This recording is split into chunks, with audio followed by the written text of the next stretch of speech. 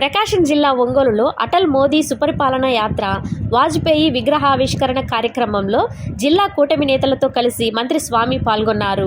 ఈ సందర్భంగా నిర్వహించిన సభలో మంత్రి డాక్టర్ డోలా శ్రీ బాల వీరాంజనేయ స్వామి మాట్లాడుతూ నమ్మిన సిద్ధాంతం కోసం నైతిక విలువలు, నీతి నిజాయితీతో వాజ్పేయి జీవించారని, ప్రజల ఆవేదనను పార్లమెంట్లో తన కవిత్వం ద్వారా వ్యక్తపరిచిన నేత వాజ్పేయి అని మంత్రి స్వామి కొనియాడారు.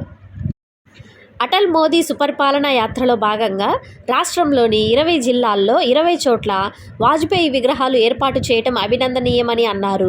ప్రజల ఆవేదనను తన కవిత్వం ద్వారా వ్యక్తపరిచిన నేత వాజ్పేయి. పార్లమెంట్లో వాజ్పేయి ప్రసంగాలు దేశం మొత్తం వినేలా ఆసక్తికరంగా ఉండేవి అని తెలిపారు. ప్రధాని మోదీ, చంద్రబాబు నాయుడు, పవన్ కళ్యాణ్ల సమన్వయం, ప్రజల ఆశీర్వాదంతో రాష్ట్రంలో వైసీపీ అరాచక పాలన తరిమికొట్టి ప్రజాప్రభుత్వాన్ని ఏర్పాటు చేశామని అన్నారు. రాష్ట్ర అభివృద్ధి, ప్రజల సంక్షేమానికి కూటమి ప్రభుత్వం పాటుపడుతుందని అన్నారు. సూపర్ 6 హామీలు, తల్లికి వందనం, స్త్రీ శక్తి, దీపం, అన్నదాత సుఖీభవతో పాటు ఎన్నికల్లో ఇచ్చిన అన్ని హామీలు అమలు చేస్తున్నామని తెలిపారు. ప్రజా సంక్షేమమే లక్ష్యంగా కూటమి ప్రభుత్వం ముందుకు సాగుతుందని మంత్రి డోలా అన్నారు. అదృష్టం, ఎందుకంటే ఇందాక జనార్దన్ గారు చెప్పారు, ఒక వ్యక్తిని చూస్తే వారు చేసినటువంటి పనుల ద్వారా వాటిని మనం ఆదర్శంగా తీసుకునే విధంగా ముందుకెళ్లాలని స్ఫూర్తి కలిగించేటువంటి విగ్రహాలలో ఉన్నటువంటిలో ఈ విగ్రహం కూడా ఒక మంచిదని చెప్పేసి తెలియజేసుకుంటూ సెంటర్ కూడా మంచి సెంటర్లో పెట్టారు. ముఖ్యమంత్రి చంద్రబాబు నాయుడు గారు ఎప్పుడు కూడా కేంద్ర రాజకీయాల గురించి మాట్లాడేటప్పుడు వాజ్పేయి గారితో తనకున్న అనుబంధం, వారిద్దరూ కలిసి రాష్ట్ర అభివృద్ధిలో చేసినటువంటి తోడ్పాటు, దాంతోపాటు వారిద్దరూ కలిసి చేసినటువంటి మేధోపదంలో దేశంలో కలిగే సంస్కరణలు చాలా సందర్భాల్లో ముఖ్యమంత్రి గారితో షేర్ చేసుకోవడం చంద్రబాబు నాయుడు గారు మాతో అయితే చాలా సందర్భాల్లో ప్రస్తావించారు. మొన్న ప్రత్యేకించి ఈ ఏదైతే మన రాష్ట్ర బీజేపీ అధ్యక్షులు చేపట్టేటువంటి అటల్ మోడీ సుపరిపాలన యాత్ర, అటల్ ఆశయం మోదీ సాధ్యమైనటువంటి ఈ యాత్ర గురించి ముఖ్యమంత్రి చంద్రబాబు నాయుడు గారు, అదేవిధంగా బీజేపీ జనసేన నాయకులందరూ కూడా టెలికాన్ఫరెన్స్ తీసుకున్నప్పుడు కూడా వారికి ఉన్నటువంటి అనుబంధాలు కూడా ఆ వాజ్పేయి గారి గురించి చంద్రబాబు నాయుడు గారు అందరూ నాయకులతో కూడా చాలా షేర్ చేసుకోవడం జరిగింది. ముఖ్యంగా మనం ఉన్నటువంటి రోడ్డు, ఈ రోడ్లో ఏదైతే ఉందో ఇది అటల్ బిహారీ మన స్వర్ణ చతుర్భుజలో ఒక భాగమైన ఆ రోడ్లోనే వాజ్పేయి గారి విగ్రహం పెట్టుకోవడం కూడా అది యాదృచ్ఛికో కాకతలేమో కానీ వారి ఆలోచన మధ్యలో వచ్చిన రోడ్లోనే మనం ఆ విగ్రహాన్ని ఏర్పాటు చేసుకున్నాం.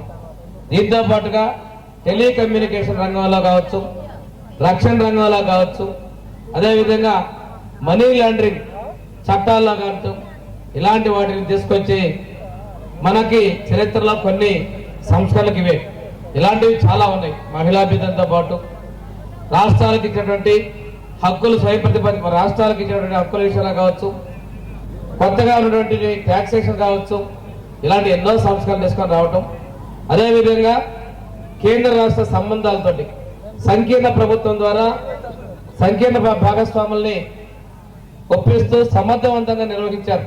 3 పర్యాయాలు ప్రధానమంత్రిగా చేసి ఈ భారతీయ జనతా పార్టీ ద్వారా ఈరోజు ఈ స్థితికి దేశంలో ఒక ఆద్యులుగా వారి యొక్క కృషి, పట్టుదల, నిబద్ధత కూడా మనం ఒకసారి మన్నం చేసుకోవాల్సిన ఆవశ్యకత ఉంది.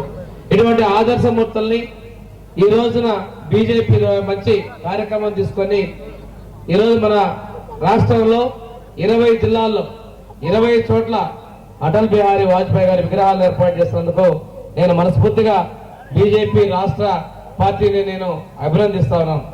ఈరోజు తీసుకుంటే సంస్కరణలో భాగంగా తీసుకున్న ఈ రాష్ట్రాల అరాచక పాలన తరిమికొట్టడం కోసం ప్రధానమంత్రి మోడీ గారి సహకారంతో, అదేవిధంగా జనసేన నాయకులు ఉప ముఖ్యమంత్రి గారి పవన్ కళ్యాణ్ గారి సహకారంతో ఈ సంకీర్ణ భాగస్వామ్యానికి నాయకత్వం వహిస్తున్న చంద్రబాబు నాయుడు గారు ఎన్నికల ముందు మనం ఏదైతే చెప్పామో చెప్పిన విధంగా మనం చెప్పినటువంటి మేనిఫెస్టో అమలు చేసుకుంటూ ముందుకెళ్తా ఉన్నాం.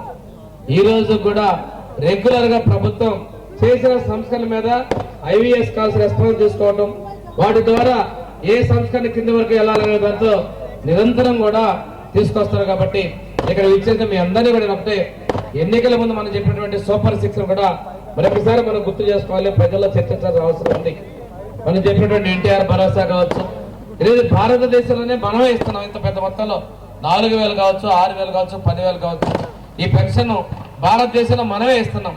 దాంతో పాటుగా దీపం 2 పథకం, అన్నదాత సుఖీభవ, ప్రధానమంత్రి కిసాన్ యోజన, ఇది కూడా భారతదేశంలో ఇంతకుముందు ఏ ప్రభుత్వాలు జరిగినా మనం ఇస్తున్నాం. దీంతో పాటుగా తల్లికి వందనం, అదే ఆడపడుచుల కోసం స్త్రీ శక్తి కింద ఉచిత బస్సు ప్రయాణం, ఇలాంటి సంస్కరణతో పాటు తిరిగి అన్నా క్యాంటీన్లు ప్రారంభోత్సవం చేయడం. ఈ రోజు కొంతమంది ప్రైవేటీకరణ మాట్లాడుతున్నారు. మనం ప్రైవేటీకరణ చేయట్లా, ప్రభుత్వ ప్రైవేట్ భాగస్వామ్యంతో మెడికల్ కాలేజీ మనం వెళ్తున్నాం. వీటిని కేంద్ర ప్రభుత్వం కూడా మనకు చేసిన దానిలో ప్రోత్సహిస్తాం. ఎందుకంటే ఆర్థిక పరిస్థితులు ఇబ్బందుల్లో ఉన్నప్పుడు గతంలో కేంద్ర ప్రభుత్వం నరేంద్ర మోడీ గారు ఇచ్చినటువంటి 10 మెడికల్ కాలేజీలను పూర్తి చేయ పరిస్థితుల్లో మనం ఈ విధానం తీసుకొచ్చి 2 సంవత్సరాల్లోనే మార్కాపురం మెడికల్ కాలేజీ పెట్టబోతున్నాం. అందులో పూర్తి స్థాయిలో ఓపీ కావచ్చు, సర్వీసెస్ కావచ్చు, పూర్తి ఉచితంగా పేదలకు ఇచ్చేదానికి మన ప్రభుత్వం ఉందని కూడా ఈ సందర్భంగా తెలియజేసుకుంటూ, ఇది రాష్ట్రంలో ఉన్నటువంటిది డబుల్ ఇంజిన్ సర్కార్. ముఖ్యమంత్రి గారు పదే చెప్తారు, ఉప ముఖ్యమంత్రి గారు పదే చెప్తారు.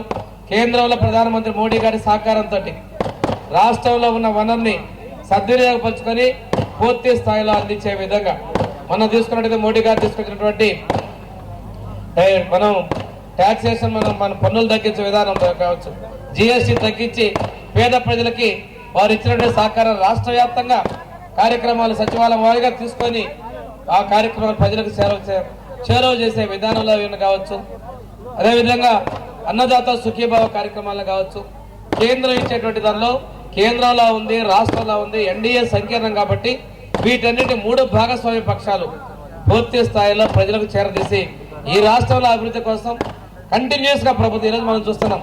గుజరాత్ లో ఉన్నటువంటి బీజేపీ ప్రభుత్వం కంటిన్యూస్ గా ఉంది. అదేవిధంగా కేంద్రంలో ఇప్పటికీ భారతీయ జనతా పార్టీ ఎన్డీఏ ప్రభుత్వం కంటిన్యూస్ గా ఉంది. ఈ రాష్ట్రంలో కూడా గత 5 ఏళ్లలో ప్రభుత్వం మారిన వల్ల ఎన్ని అరాచకాల్లో ఎన్ని అనర్థాలు జరిగా మనం గుర్తు చేసుకొని అలాంటి దుస్థితి రాకుండా ఈ రాష్ట్ర అభివృద్ధిలో కేంద్ర రాష్ట్ర ప్రభుత్వాల సహకారంతో మనం ఎన్డీఏలో 3 భాగస్వామ్య పక్షాలు కలిసి అభివృద్ధిని సంక్షేమాన్ని అందించాలంటే ఈ రాష్ట్రంలో ఎన్డీఏ ప్రభుత్వం మళ్లీ వరుసగా కొనసాగాల్సిన అవసరం ఉంది.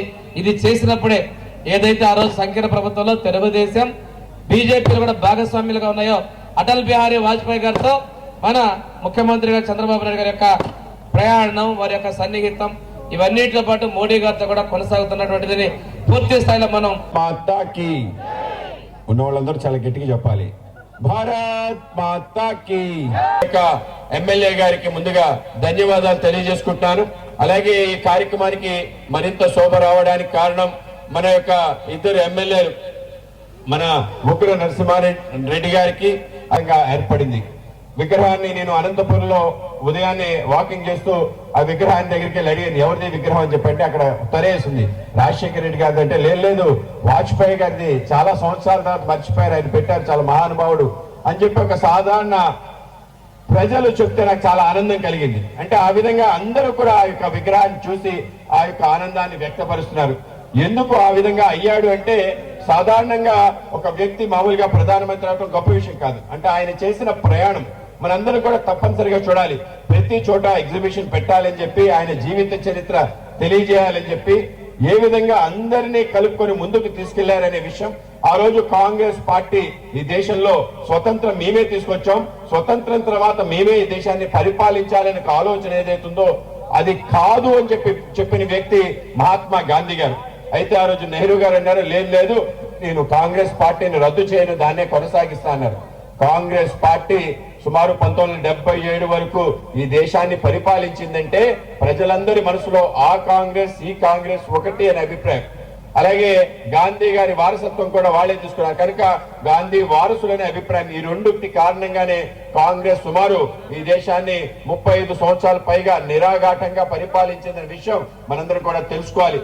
కానీ ఆ రోజు ఏ కాంగ్రెస్ అయితే స్వతంత్రం తెచ్చింది, స్వతంత్రం తెచ్చిన తర్వాత దేశం ఏ విధంగా వెళ్ళాలి అంటే ఆ విధంగా కాదు, దేశానికి మనవి అనుకున్న అంశాల పైన నిలబడాలి, మన ఆర్థిక విధానం మనమే ఆలోచన చేసుకోవాలి, ఈ దేశం యొక్క శక్తి ఆలోచన చేసుకొని దానిపైన రచన చేయాలనే ఆలోచనతో అటల్ బిహారీ వాజ్పేయి గారి నేతృత్వంలో doctor Shyam Prasad Mukherjee, doctor B R Ambedkar గారు లాంటి అనేక మంది కలిసి కాంగ్రెస్ ఇతర ఒక ప్రభుత్వం దేశంలో రావాలి అనే ప్రయత్నం 1950 ప్రారంభించడం జరిగింది.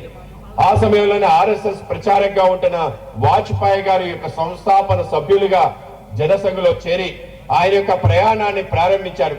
దేశవ్యాప్తంగా తిరిగారు. దేశవ్యాప్తంగా ప్రజలందరికీ జాతీయ భావాలు నింపారు. మనదందరిది ఒకటే దేశం, మనందరం ఒకటే ప్రజ, మనందరిది ఒకటే జాతి కనుక మనందరి లక్ష్యం ఒకటే ఉండాలి. కాశ్మీర్ కి ప్రత్యేక ప్రతిపత్తి ఉండకూడదు. గోవా ఈ దేశంలో అంతర్భాగం. పోర్చుగల్స్ ఇంకా రూల్ చేయకూడదు కనుక గోవా విముక్తి కోసం ఆలోచన చేయాలి.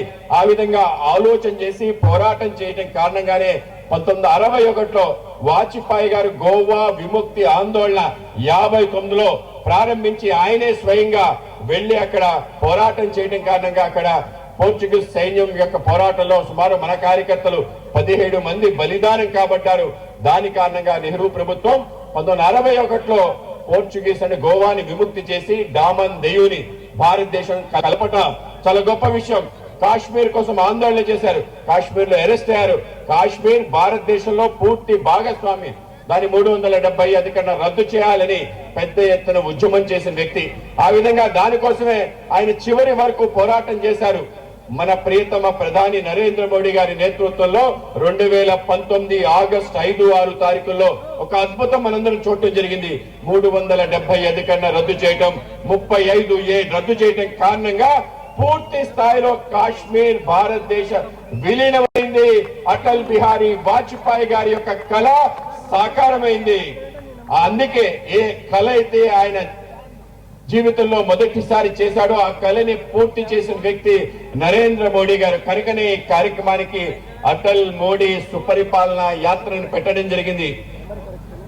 అటల్ బిహారీ వాజ్పేయి గారు మొదటిసారి పార్లమెంట్కి వెళ్లి ఆయన మాట్లాడిన మాట, ఆయన మాట్లాడిన విధానం, ఆయన అనేక చతురోక్తులు, ఆయనకుండే ఏదైతే కవి హృదయం ఉందో అనేక రకాల కవితలు చెప్పినట్టే మొత్తం పార్లమెంట్ అంతా కూడా ఆయన సమ్మోహన శక్తికి అందరూ కూడా ఫిదా అయిపోవడం జరిగింది. ఆ రోజు దేశ ప్రధాని నెహ్రూ గారు చెప్పారు, భావి భారత ప్రధాని ఈ యువకుడు అవుతాడని చెప్పాడు. అది ఆ విధంగా సుమారు 50 సంవత్సరాల తర్వాత 1996లో ఆయన దేశ ప్రధానమంత్రి అయ్యాడంటే ఏ విధంగా ఆయన పార్లమెంట్ లో ఆయన వాగ్బాణాలు ఉండేవో మనందరూ కూడా ఊహించుకోవచ్చు. ఆ విధంగా ప్రారంభించిన వాజ్పేయి గారు పార్లమెంట్ లో ఆయన ప్రవేశపెడుతూనే చెప్పాడు, నేను బలరాంపూర్ నుంచి గెలిచాను కానీ నేను గెలవడానికి ఆనందపడలేదు, ఓడిపోయాను. మధురా నీకు నియోజకవర్గం నుంచి పోటీ చేశాను, ఓడిపోవడానికి నేను చాలా ఆనందపడుతున్నానని చెప్పాడు.